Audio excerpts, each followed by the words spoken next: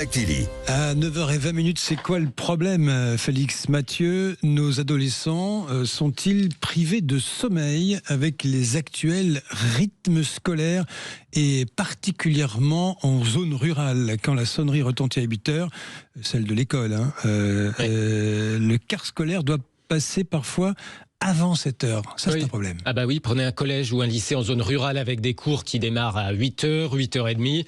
Les quarts de ramassage scolaire sillonnent la campagne de village en village pour ramasser tout le monde à travers les petites routes, les lieux-dits. Ça va prendre du temps forcément. Alors les premiers élèves de la tournée du quart scolaire vont parfois devoir attendre au bord de la route dès 6h45, 7h. Et s'ils ont de la marche pour se rendre à leur point de ramassage, mais qu'ils veulent prendre avant ça un petit déjeuner, une douche, faire un brossage des dents avant de partir, il va falloir mettre le réveil parfois vers 6h, voire même avant. Et le réveil qui sonne à 5h quelque chose, ça peut être assez rude tout de même quand les cours terminent ensuite à 18h. On estime qu'un adolescent en pleine croissance a besoin de 9 heures de sommeil pour être en forme. 9 heures. Alors faites le calcul, à moins d'imaginer un adolescent. Il n'y a pas que les adolescents. Oui, en principe c'est un peu moins après quand même. Mais forcément, on imagine passer d'un corps d'enfant à un corps d'adulte. C'est quand même une croissance qui demande beaucoup de sommeil. 9 heures, c'est l'estimation. Sauf que faites le calcul. Pour ça, il faudrait s'endormir, se coucher tous les soirs avant 21h. Un ado, on imagine que c'est pas souvent le cas. Donc forcément, il y a un déficit de sommeil qui se crée avec les conséquences que ça implique sur la concentration en cours, les performances scolaires. Des élèves somnolents qui, pour la moitié d'entre eux quasiment, ont dormi moins de 7 heures.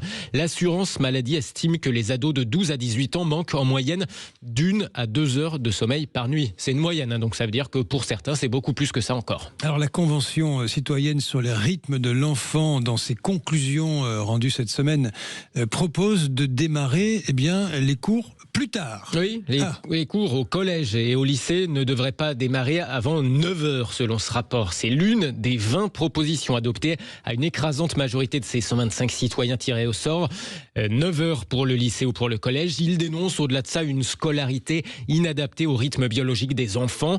Du côté des écoles primaires, ils estiment par exemple que la semaine de 4 jours, qui s'est quasiment généralisée, que ça conduit à des journées trop chargées. La Convention prône de repasser à 5 jours pour moins concentrer les apprentissages. Mais attention à la réforme des rythmes scolaires, ça avait mis le feu aux poudres il y a une dizaine d'années. Oui, quelle est la bonne solution? J'ajoute, mon cher Félix Mathieu, que vous pouvez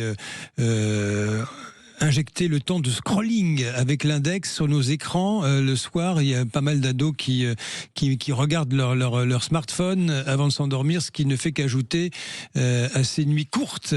Bonjour à vous, Jérôme Fournier. Bonjour. Bonjour, soyez le bienvenu. Vous êtes secrétaire national au syndicat enseignant SE-UNSA en charge du système éducatif et des conditions d'apprentissage. Jérôme Fournier, est-ce que la France prive ses ados de sommeil avec ses rythmes scolaires ?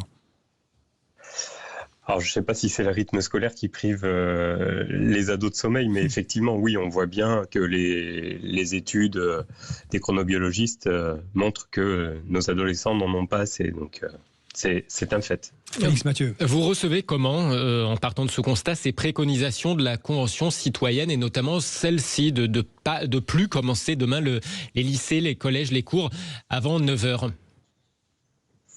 Alors, on peut le comprendre parce qu'effectivement, ce que vous avez décrit tout à l'heure sur le ramassage des élèves, le ramassage scolaire des élèves, ça les oblige à se lever très tôt. Mais finalement, c'est plus complexe que ça parce que la plupart du temps, en milieu rural, les tournées de ramassage scolaire, elles sont doubles. Une fois pour 8 heures, une fois pour 9 heures. Parce qu'il y a déjà des élèves qui commencent à 9 heures au collège ou au lycée.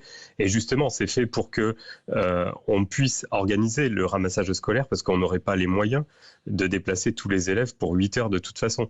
Donc si on déplace tous les élèves à 9 heures, on va résoudre une difficulté, c'est-à-dire le temps de sommeil des élèves. On va leur laisser un peu plus de temps de sommeil, mais on va rendre difficile le ramassage des élèves, parce que faire venir tous les élèves pour la même heure dans un collège ou un lycée, dans la plupart des territoires, c'est quasi impossible. Félix. La Convention citoyenne dénonce de façon plus générale l'inadaptation de notre système scolaire au rythme biologique des enfants. Elle le dit aussi pour le primaire avec cette histoire de semaine de 4 jours qui s'est quasiment généralisée. Je crois que c'est 9 écoles primaires sur 10 à peu près. Est-ce que vous partagez ce constat? Est-ce qu'il faudrait réformer ça?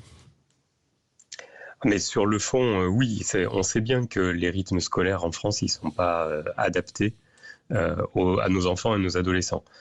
Il y a eu une première tentative en 2012 avec Vincent Peillon de revoir les rythmes scolaires à l'école, mais comme ça ne s'est pas accompagné à la fois de moyens nécessaires pour prendre en charge les élèves sur le temps qui était dégagé dans la journée par l'arrêt des cours à l'école, par le manque de changement de la société, parce que ça veut dire que si on change les rythmes scolaires, c'est difficile de calquer les rythmes que d'autres pays ont adoptés, parce qu'ils ont une société qui est organisée en fonction de ces rythmes-là. Chez nous, c'est pas le cas.